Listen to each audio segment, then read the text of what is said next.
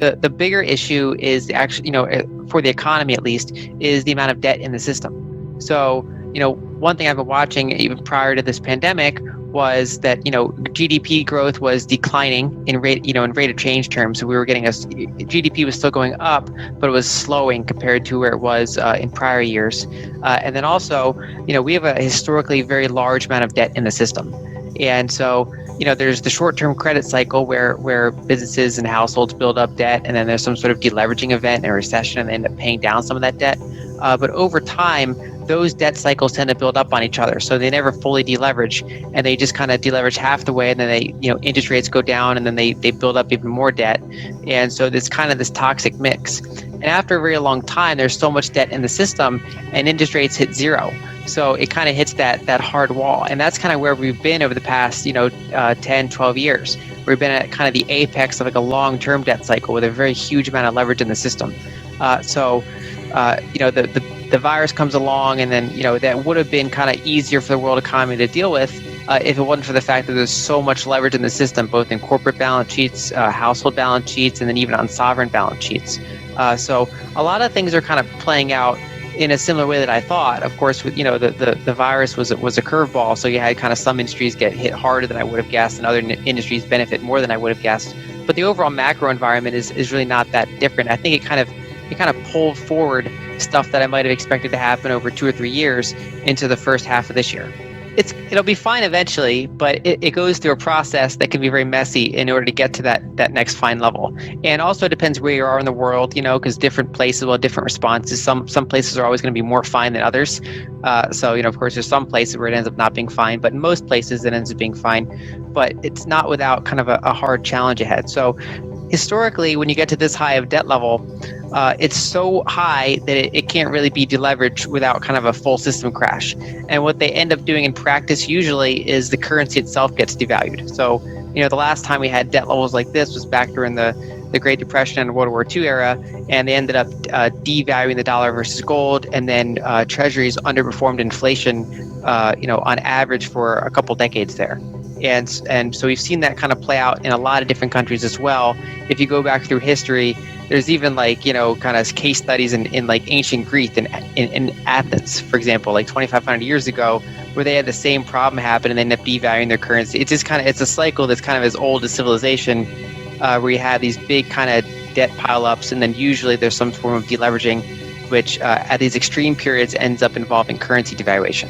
Yeah, so back in, around summer, autumn of 2018, I turned pretty bullish on gold and silver. And so we added the gold, the silver, and some of the miners as well.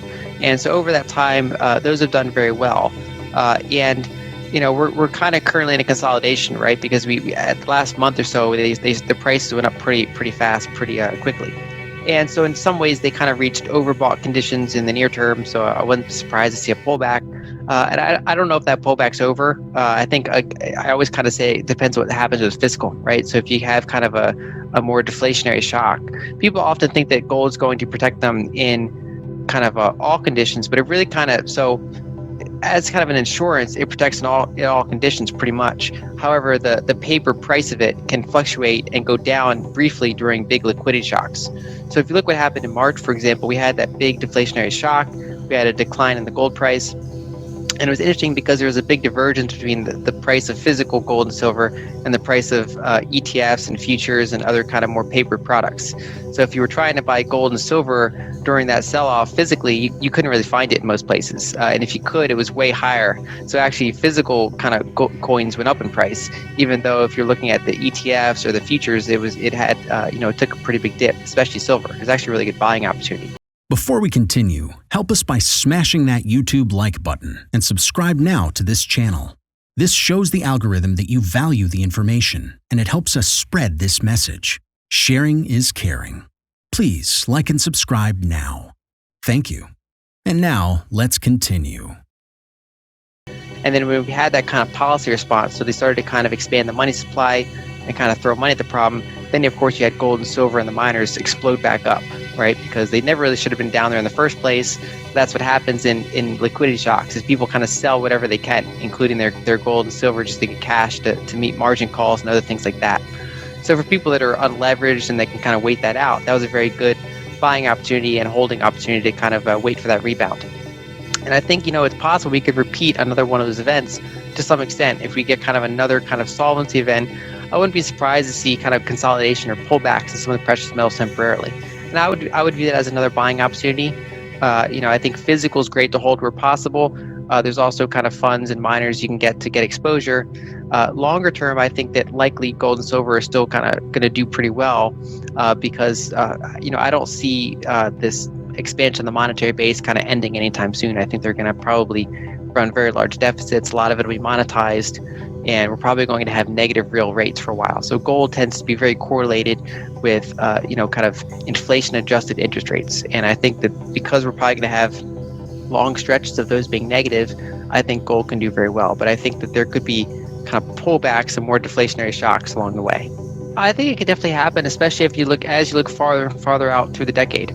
I've kind of been tracking the money supply growth. Over the past month, because we've had kind of that fiscal gridlock, we've actually, money supply growth was increasing very quickly earlier in the year, and the past month or so, it's been kind of static. So, if we have one of these more deflationary shocks, I wouldn't be surprised to see the pullback. But I think longer term, we're going to see the money supply continue to ramp up pretty quickly, and so I think gold and silver are pretty good ways to hold your purchasing power. At least as part of a diversified portfolio. I mean, it's not the only thing I'd want to hold, but I expect over the next several years, I think we're still in the first half of this run. I think gold could reach at least high to the 2000s, and then potentially far higher if there's more of a sentiment-driven kind of euphoria for it, and especially if there's kind of a more significant currency devaluation. So I think, pretty much regardless of where I was in the world, I'd want to have a pretty good amount of gold and silver exposure, and then exposure to some of the miners as well, because that can give you a little bit more upside potential if you're willing to kind of stomach that volatility. And even if you look at some of their prices, like GDX, the ETF for gold miners, fell more than the broad stock market did in March. So it went down dramatically. It was just like an incredible buying opportunity.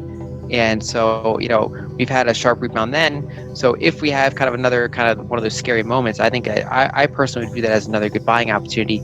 So I think long term, I still think we have kind of a pretty good upside potential here. I don't really use specific price targets because it partially depends on what happens with fiscal spending.